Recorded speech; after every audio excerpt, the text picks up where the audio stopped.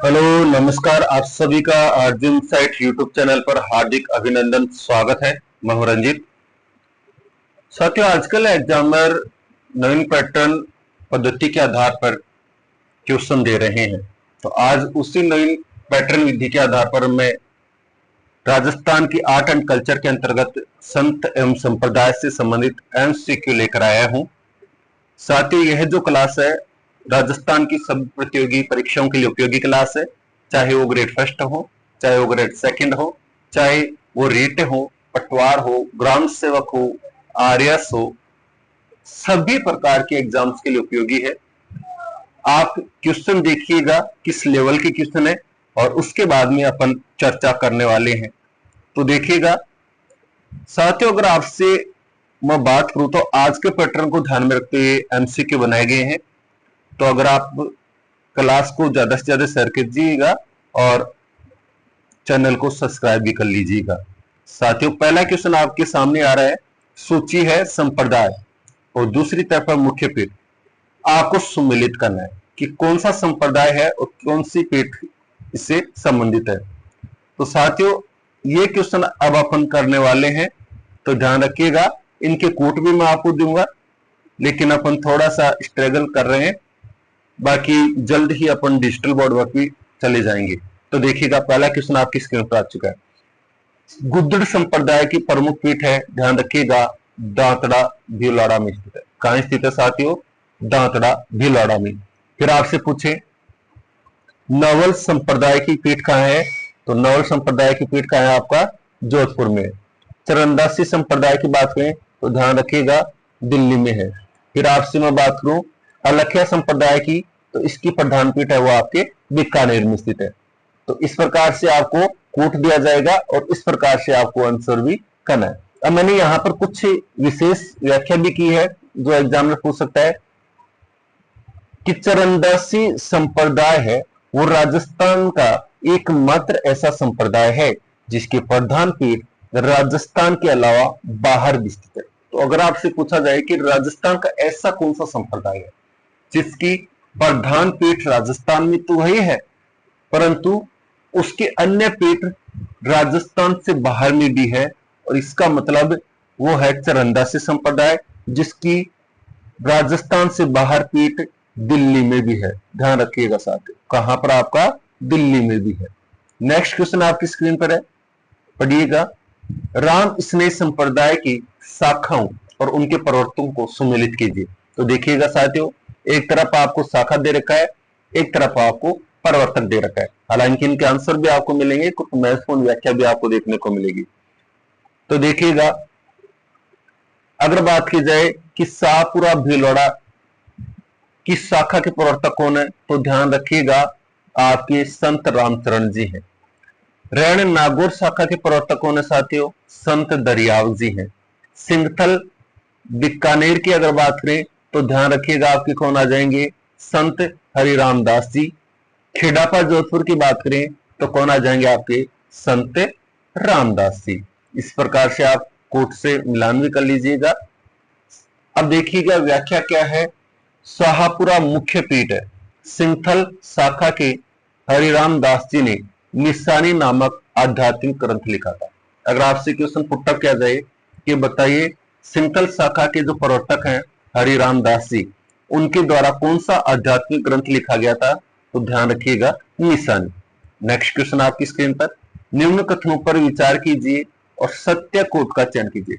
साथ ही यहां पर आप हमेशा ध्यान रखना, एग्जाम जब देने जाती है तो वहां पर सत्य असत्य पूछता है, तो आप इसको अंडरलाइन कर लिया करो ताकि आपके दिमाग में रहे कि अगले ने क्या पूछा है। तो देखिएगा, अपन को सत्य बताना है। तो पहला पॉइंट है, संत दादू दयाल जी के उपदेश ढूंढाड़ी भाषा में।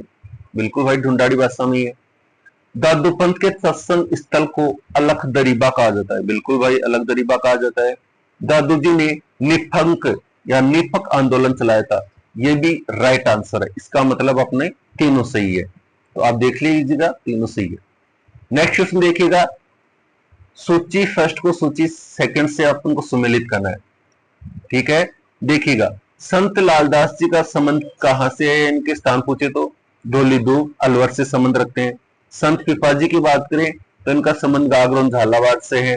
संत धन्ना जी की बात करें धुवन टोंक है। माओ जी की बात करें तो इनका संबंध है सावला डूंगरपुर से है। नेक्स्ट क्वेश्चन आपकी स्क्रीन पर, निम्नलिखित में से कौन सा सही सुमेलित है?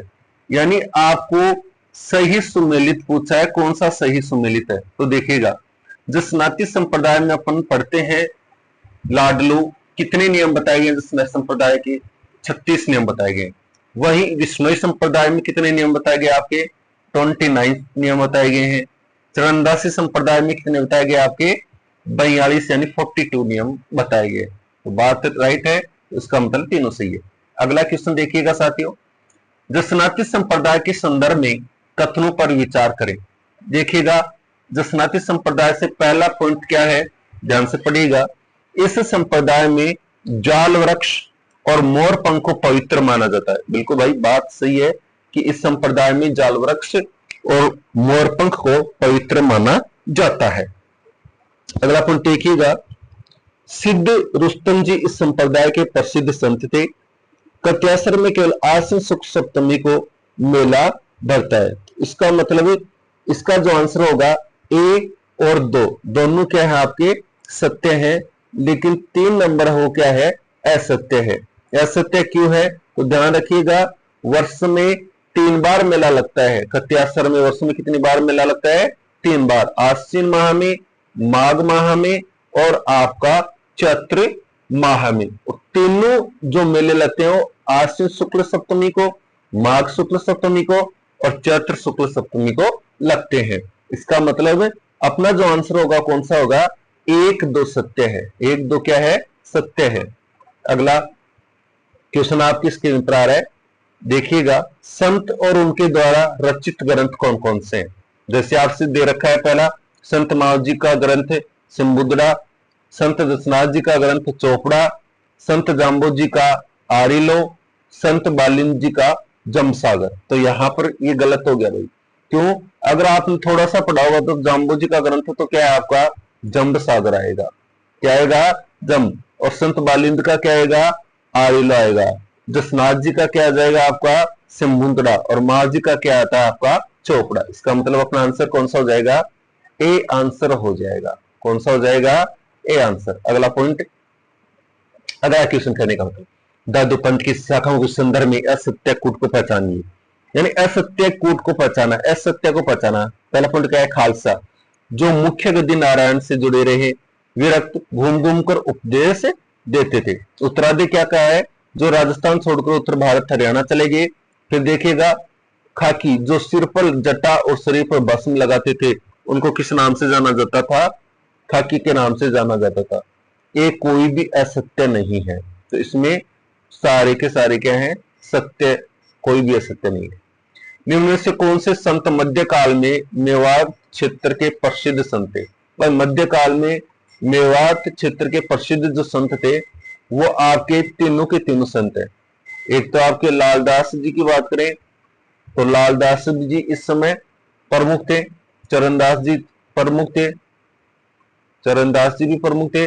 सहजोबाई जो नी चरणदास जी की शिष्या थी, दयाबाई और सहजोबाई। तो बात राइट है, तीनों आंसर आ जाएंगे आपके, तीनों सही है।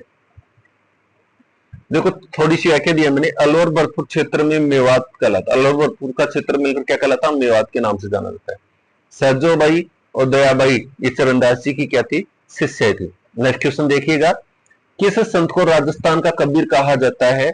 उनके उपदेश किस ग्रंथ में संकलित है?